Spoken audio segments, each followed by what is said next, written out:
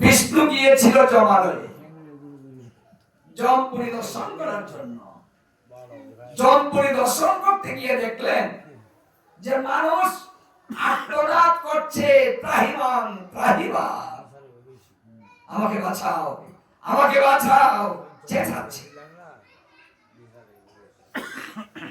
তখন বিষ্ণুর মায়া লাগলো, হ্যাঁ রে, আমি তো সবাইকে সৃষ্টি করলাম, আর এই কারণে ওরা এখানে যন্ত্রণা ভোগ করছে, না না না, আমি ওদেরকে মুক্ত করে দিব। বিষ্ণু সিদ্ধান্ত নিলেন নরক থেকে সবাইকে মুক্ত করে দিবেন। তবে একটা শর্ত আছে, হে নরকবাসীগণ, তোমাদের সকল যন্ত্রণা থেকে তোমাদেরকে মুক্তি দিতে পারি, আমার কথা মানবে? দেখুন আমরা কত বড় বেঈমান। বিপদে বললে সব রাজি, বিপদ চলে গেলে আর মনে থাকে না। হ্যাঁ, সেই নরক থেকে বাঁচার জন্য বিপদে পড়েছিলাম, সেই দিন বিষ্ণু যা বলবে তাই মানবো, কথাটা বলেছিলাম। বিষ্ণু বলল ঠিক আছে, তাহলে আমি একাদশী ব্রত তোমাদেরকে দিলাম, আর আমি সেই ব্রতের রূপ ধারণ করলাম, এই রূপ দর্শন করো, তোমরা মুক্তি পেয়ে যাবে। আমি এই কথাও দিলাম, যে ব্রত করিবে তার আর কোনোদিন এই নরকে এসে এই যন্ত্রণাগুলো ভোগ করতে হবে না, যদি তোমরা এই ব্রতটা ধারণ করো। মানবে? সবাই রাজি, মানব, ঠিক আছে। তখন তিনি একাদশী স্বরূপ ধারণ করেছিলেন, আর সেই স্বরূপ দর্শন করে সব মুক্তি পেয়ে গেল। সেই থেকে সবাই একাদশী শুরু করলো।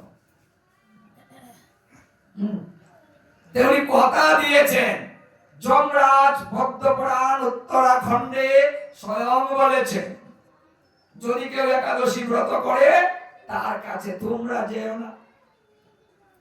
যদি কেউ তুলসীর মালা কণ্ঠে ধারণ করে তার কাছেও যেও না। যে বাড়িতে যে গৃহে বৈষ্ণব সেবা হবে সে বাড়িতেও যেও না, কারণ যে বৈষ্ণব সেবা দেয়, বৈষ্ণব দর্শন করে, তার পাপ মুক্ত হয়ে যায়। তাই হে দূতগণ, ওই বাড়িতে গিয়ে তোমরা কাউকে স্পর্শ করো না। যদি সাধুগুরু বৈষ্ণবে কথা মেনে কেউ চলে তার কাছেও যেও না, অত বৈষ্ণবের কথা মেনেছে। দেখুন, এজন্য বৎসরে একবার বৈষ্ণব সেবা দিতে হয়, তাহলে সেই গৃহে যমদূতরা প্রবেশ করতে পারে না। একজন বৈষ্ণব সেবা করাবেন। যদি আপনার সামর্থ্য থাকে করেন বেশি, যদি সামর্থ্য না থাকে অল্প করেন। জীবে দয়া নামে রুচি, বৈষ্ণব সেবন, ইহা হতে নাহি ধর্ম, শুনো সনাতন। আমার মহাপ্রভু সনাতন গোস্বামীকে এই উপদেশ দিয়েছিলেন। সনাতন গোস্বামী বলেছিলেন সহজ ধর্ম কিভাবে হয়, মানে জীবের সহজ ধর্ম একেবারে সহজ, পরে আর সহজ নাই। তখন এই তিন কথায় উত্তর দিয়েছিলেন। জীবকে দয়া করতে বলেছেন, নামে রুচি বাড়াতে বলেছেন, আর বৈষ্ণব সেবা দিতে বলেছেন।